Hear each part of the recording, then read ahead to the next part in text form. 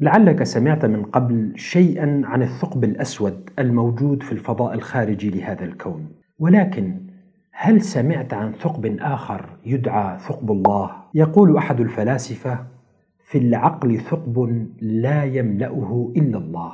أصدقائي، ثقب الله هو ذلك الفراغ الروحي الذي يبقى لدى الإنسان رغم كل النجاحات المادية التي حققها. إنه سؤال هل من إله الذي يشغل بال الشكاك رغم تظاهرهم بالراحة النفسية. ثقب الله هو رغبة أحدهم في أن يسجد لله وهو لا يصلي.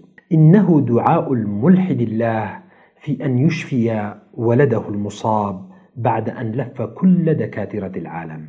ثقب الله هو ثقب في كينونة الإنسان يستحيل أن تملأه شهادة دكتوراه أو الزواج بامرأة جميلة أو الحصول على منصب سياسي راقي أو مبلغ من المال كبير. ثقب الله هو ذلك الثقب الذي لا يمتلئ إلا من خلال الصلة بالله.